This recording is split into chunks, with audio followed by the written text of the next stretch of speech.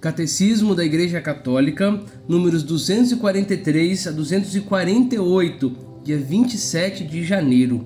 Vamos ver hoje essa relação entre o Pai, o Filho e o Espírito Santo. Estamos vendo a vida íntima de Deus, o interior de Deus, se nós pudéssemos falar assim. É o Pai e o Filho revelados pelo Espírito, é o título.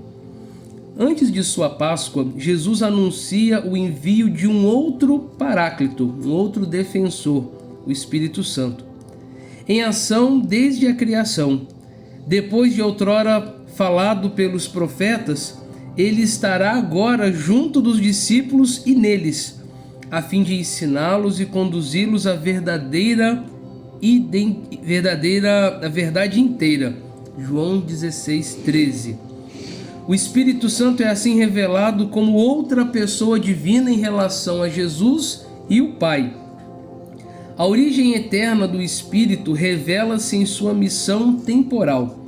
O Espírito Santo é enviado aos apóstolos e à Igreja, tanto pelo Pai, em nome do Filho, como pelo Filho em pessoa, depois que este estiver voltado para junto do Pai. O envio da pessoa do Espírito Santo, o Espírito, após a glorificação de Jesus, revela em plenitude o mistério da Santíssima Trindade.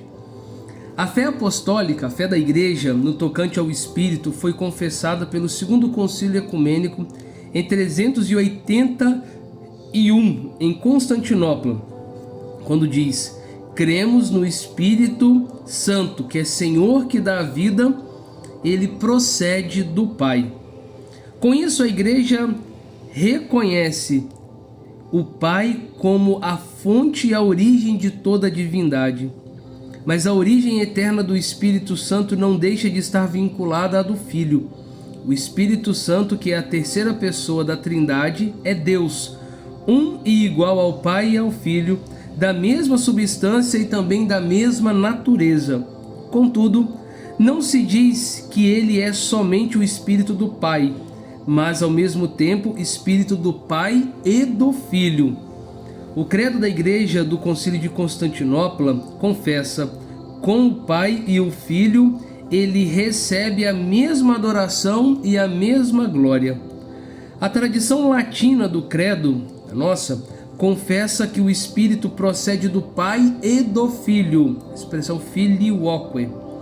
O Concílio de Florença, em 438, explica: o Espírito Santo tem sua essência e seu ser subsiste ao mesmo tempo do Pai e do Filho, e procede eternamente de ambos, como um só princípio e por uma única inspiração.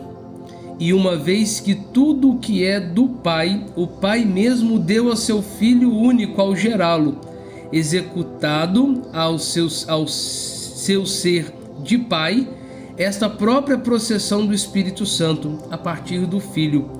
Ele tem eternamente de seu Pai, que o gerou eternamente. Explicando melhor, a afirmação filioque, procede do Pai e do Filho, não configura no símbolo professado em 381, mas com base numa antiga tradição latina e alexandrina, o Papa São Leão o havia confessado dogmaticamente em 447, antes que Roma conhecesse e recebesse em 451 o Concílio de Calcedônia, o símbolo de 381.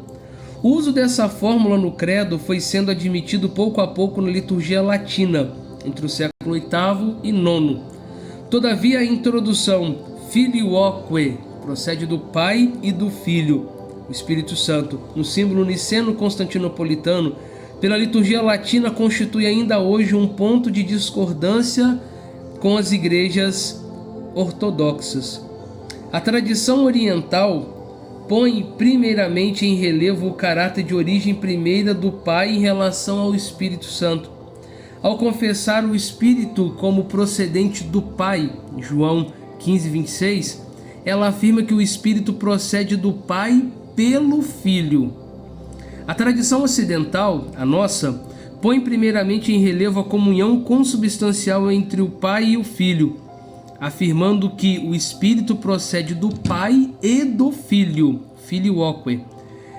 Ela o afirma de forma legítima e racional, pois a ordem eterna das pessoas divinas em sua comunhão consubstancial implica não só que o Pai seja a origem primeira do Espírito, enquanto princípio sem princípio, mas também enquanto Pai do Filho único, que seja Ele mesmo o único princípio do qual procede o Espírito Santo.